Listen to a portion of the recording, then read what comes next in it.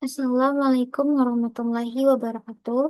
Perkenalkan, nama saya Tika Anggina dengan NIM 24060109. Baiklah, di sini saya akan mempresentasikan hasil dari em, materi PPT saya, yaitu pada bab 11 tentang permintaan agregat 2 penerapan model ISLM pada mata kuliah Teori Ekonomi Makro 2. Baiklah, langsung saja kita masuk kepada materi. Yang pertama, kita akan menjelaskan fluktuasi dengan model ISLM. Perpotongan kurva IS dan kurva LM menentukan tingkat pendapatan nasional ketika salah satu dari kedua kurva ini bergeser. Equilibrium jangka pendek perekonomian berubah dan pendapatan nasional berfluktuasi. Pada bagian ini kita kaji bagaimana perubahan kebijakan dan guncangan terhadap perekonomian bisa menyebabkan kurva tersebut bergeser. Pertama-tama kita akan membahas tentang bagaimana kebijakan fiskal, yaitu seperti belanja pemerintah dan pajak, di mana kebijakan fiskal ini menggeser kurva IS dan mengubah equilibrium jangka pendek. Nah, perubahan belanja pemerintah, perhatikanlah kenaikan dalam belanja pemerintah sebesar delta G.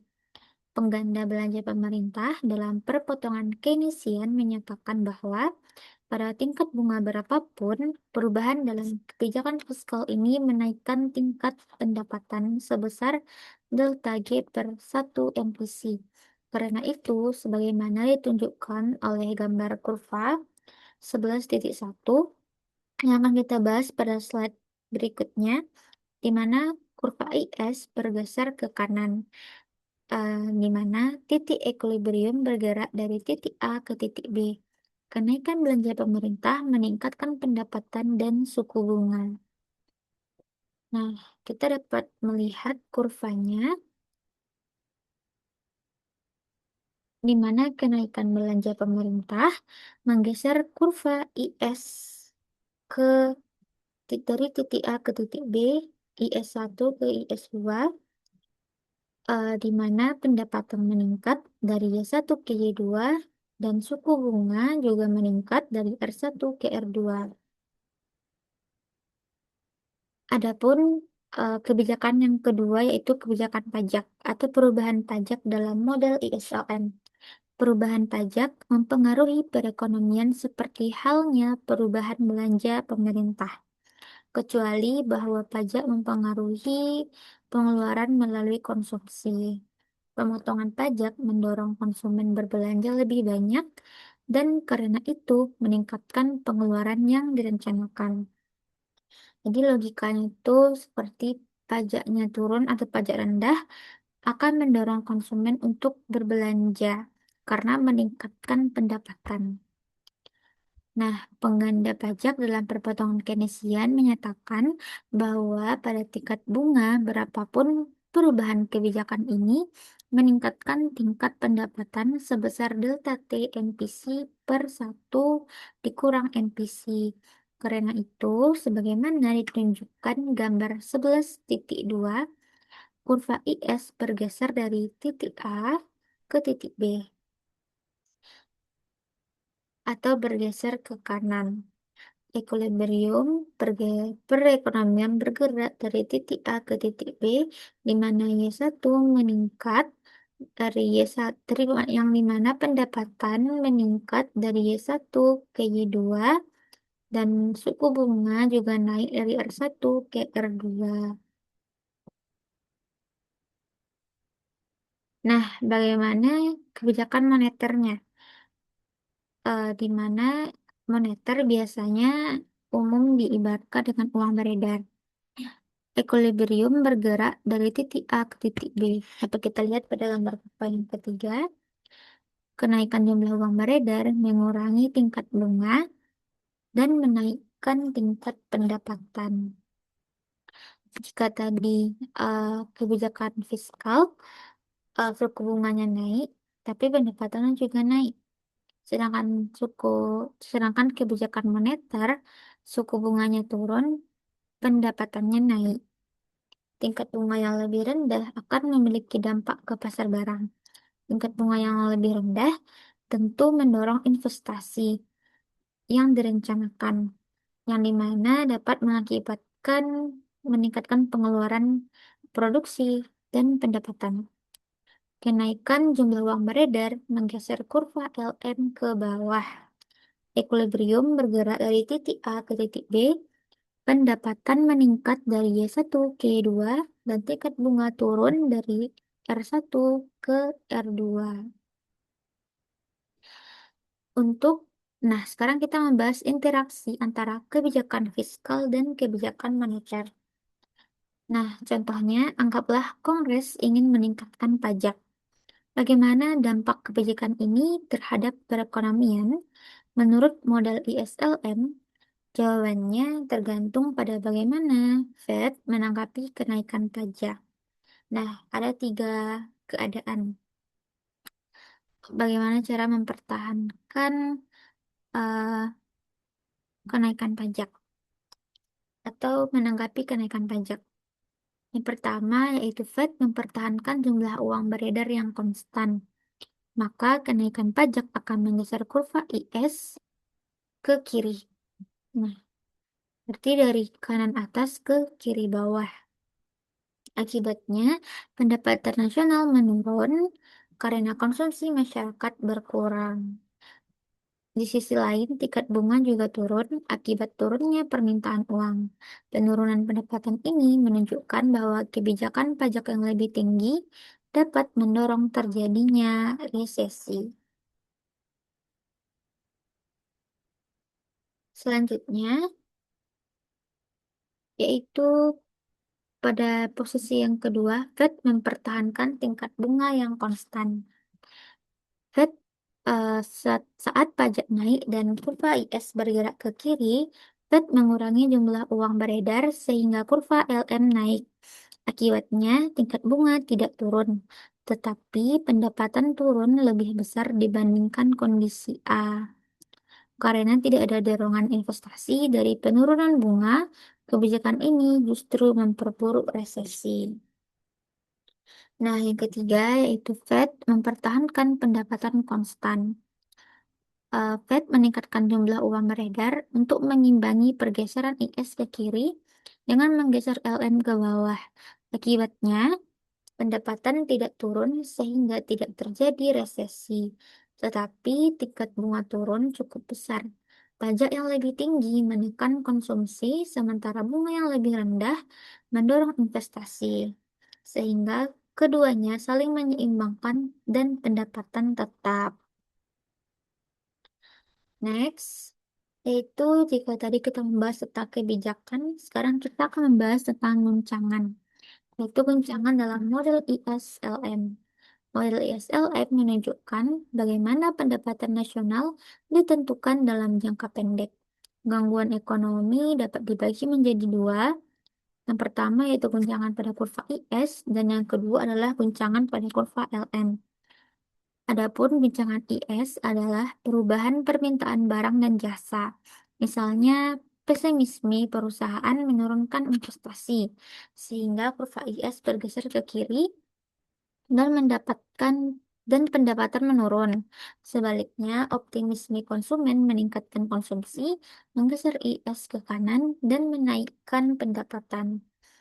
Guncangan LM berasal dari perubahan permintaan uang.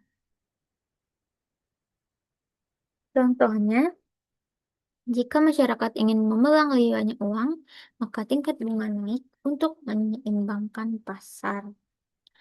Nah, apakah instrumen kebijakan Fed, jumlah uang beredar, atau tingkat bunga menyatakan bahwa Fed mengendalikan jumlah uang beredar? Tetapi dalam praktiknya, Fed menetapkan target tingkat bunga federal.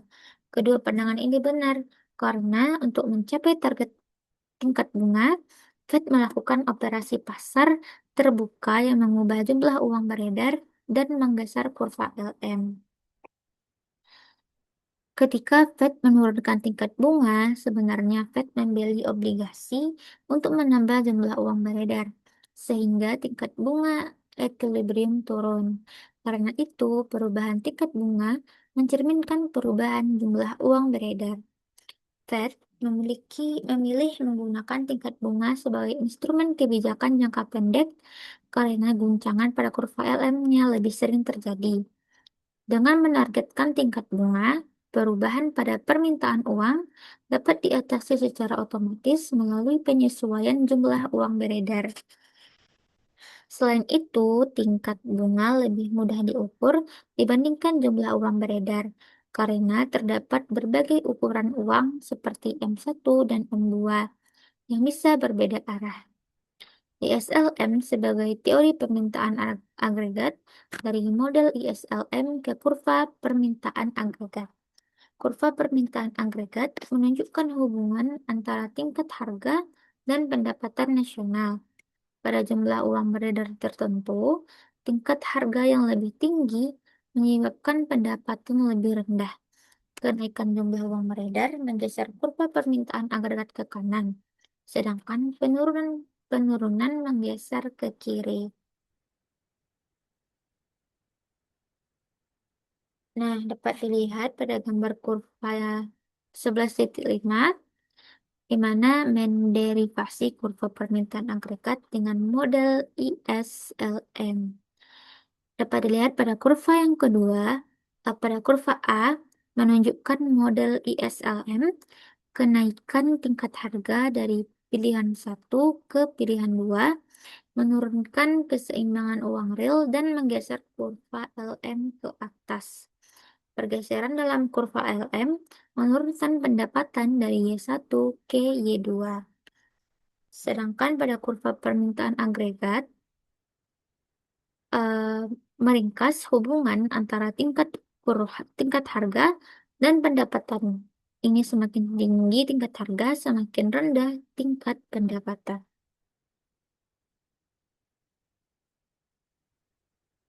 Nah, bagaimana kebijakan moneter dan fiskal menggeser kurva permintaan agregat? Dapat dilihat pada gambar kurva 11,6, di mana poin A yaitu kebijakan moneter atau ekspansioner menunjukkan ekspansi moneter untuk setiap tingkat harga. Kenaikan jumlah uang beredar meningkatkan keseimbangan uang real, menggeser kurva ILM ke bawah, dan meningkatkan pendapatan. Jadi, kenaikan jumlah uang beredar menggeser kurva permintaan agregat ke kanan.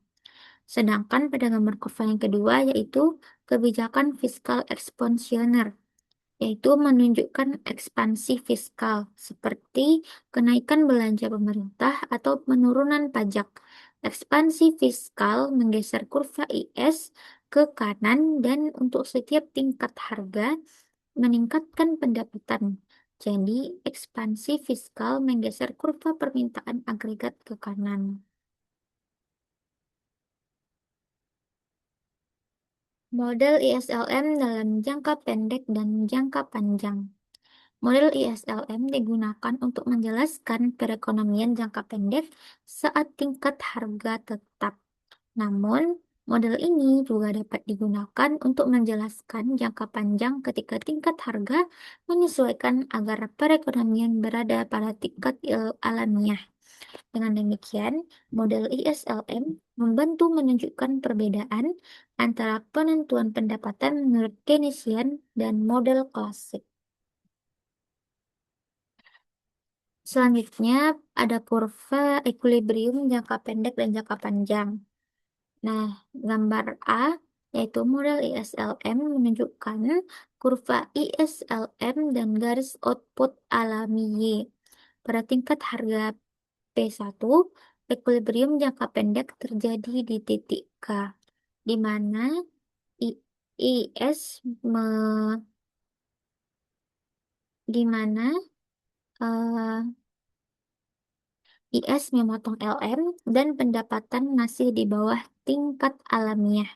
Sedangkan pada gambar kedua, yaitu model penawaran agregat dan permintaan agregat, menunjukkan bahwa pada tiap harga P1, permintaan agregat lebih rendah dari output alamiah, sehingga perekonomian belum mencapai kapasitasnya.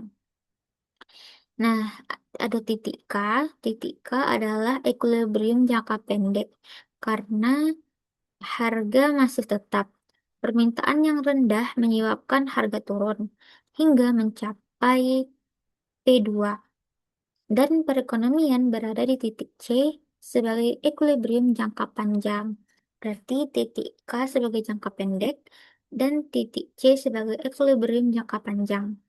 Pada titik C, output yang diminta sama dengan output alamiah. Penyesuaian ini terjadi karena penurunan harga meningkatkan uang real dan menggeser kurva LM ke kanan. Perbedaan utamanya, pendekatan Keynesian mengasumsikan harga tetap, sedangkan dalam jangka panjang harga menyesuaikan hingga mencapai keseimbangan. Next, yaitu materi yang terakhir, depresi besar. Apa yang menyebabkan depresi besar? Sampai saat ini, lebih dari setengah abad setelah peristiwa itu terjadi, atau Perang Dunia, para ekonom terus memperdebatkan penyebab dari kemerosotan ekonomi yang dahsyat ini. Depresi besar memberikan studi kasus selanjutan untuk menunjukkan bagaimana ekonomi menggunungkan model ISLM untuk menganalisis fluktuasi ekonomi. Nah, apa yang sebenarnya terjadi? Pergeseran dalam IS atau pergeseran dalam LM? Atau ada hal lainnya?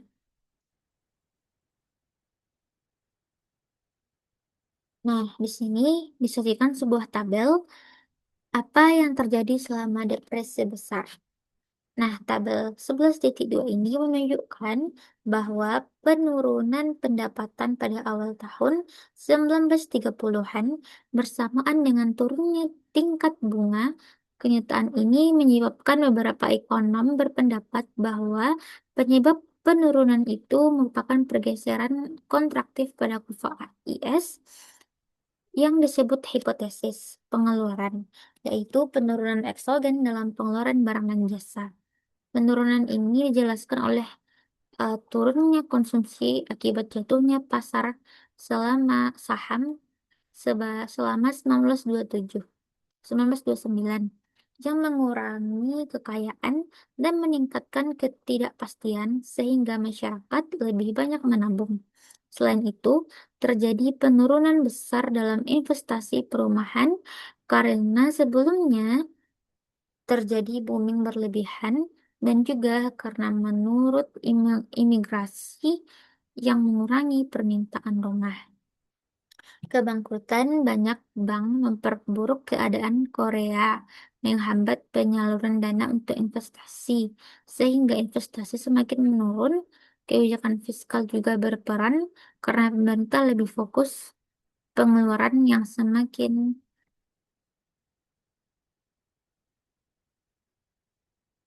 Nah, selanjutnya tentang hipotesis uang, yaitu guncangan pada kurva LM. Jumlah uang beredar tahun 25% turun 25% dari 1929 sampai 1933 saat pengangguran naik tajam. Hal ini mendukung hipotesis uang yang menyatakan depresi besar disebabkan oleh kebijakan Fed yang membiarkan jumlah uang beredar turun. Sebagaimana dikemukakan Wilton W. Friedman dan Anna Shockworth dalam model ISLM, hal ini diartikan sebagai pergeseran kontraktif kurva LM. Namun, ada dua masalah. Yang pertama, keseimbangan uang real sempat naik pada tahun 1929 sampai 1931. Sehingga karena harga turun lebih besar dari jumlah uang beredar, sehingga kontraksi moneter tidak sepenuhnya menjalankan awal kritis.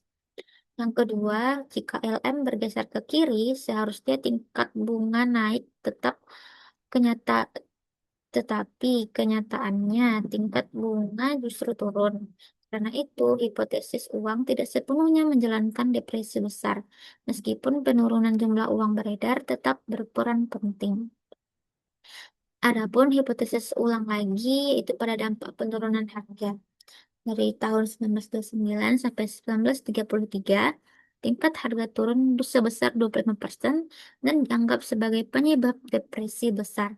Dalam model ISLM, penurunan harga meningkatkan uang real, menggeser kurva LM ke kanan, dan menaikkan pendapatan. Selain itu, efek Pigo menyatakan bahwa kenaikan uang real meningkatkan kekayaan, sehingga konsumsi naik dan kurva IS bergeser ke kanan. Namun, ada dampak deflasi yang mendestabilisasi.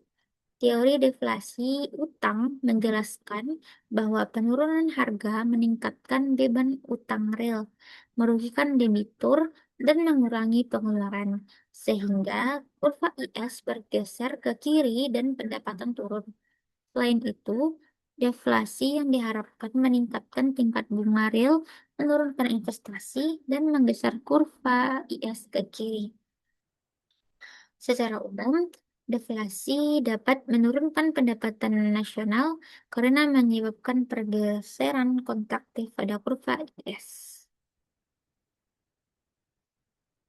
Deflasi yang diharapkan dalam model ISLM. Deflasi yang diharapkan seperti nilai negatif dari P menaikkan tingkat bunga real untuk setiap tingkat bunga nominal, dan ini mengurangi pengeluaran investasi. Pengurangan investasi menggeser kurva IS ke bawah. Tingkat pendapatan turun dari Y1 ke Y2. Tingkat bunga nominal turun dari I1 ke I2 dan tingkat bunga real naik dari R1 ke R2. Nah, dapatkah depresi itu terjadi lagi? Depresi dipelajari agar tidak terulang, tetapi karena belum ada kesepakatan penyebabnya, tidak bisa dipastikan depresi besar itu akan terjadi lagi. Namun, banyak ekonom percaya kesalahan masa lalu tidak akan terulang. The Fed tidak mungkin lagi membiarkan jumlah uang beredar turun drastis dan deflasi besar seperti tahun 1930-an. Dianggap penyebab utama parahnya krisis. Kebijakan fiskal juga tidak akan seperti dulu karena pada 1930 justru memperburuk keadaan dengan menurunkan permintaan agregat. Kini kebijakan lebih diarahkan untuk menstabilkan ekonomi. Selain itu, adanya lembaga seperti sistem asuransi deposito, pajak yang menyesuaikan otomatis, dan pemahaman ekonomi yang lebih baik membantu mencegah krisis serupa terjadi lagi. Nah, kita sampai kepada bab kesimpulan. Bab ini dan sebelumnya bertujuan memperdalam pemahaman tentang permintaan agregat dalam jangka panjang, harga fleksibel, dan digunakan analisis klasik. Sedangkan dalam jangka pendek, harganya kaku dan digunakan dalam model ISLM. Model ini memberikan kerangka dasar untuk menganalisis dampak kebijakan fiskal dan moneter, tetapi belum mencakup keseluruhan. Bab selanjutnya akan memperdalam analisis seperti pengaruh ekonomi internasional, penawaran agregat jangka pendek, kebijakan stabilisasi, dan teori konsumsi yang dapat mempengaruhi pemahaman tentang kebijakan ekonomi. Model ISLN menjadi dasar awal untuk analisis lebih lanjut. Dan sekian yang dapat saya sampaikan. Sampailah kita kepada bab penutup. Salah kurangnya saya mohon maaf. Terima kasih atas perhatiannya. Wassalamualaikum warahmatullahi wabarakatuh.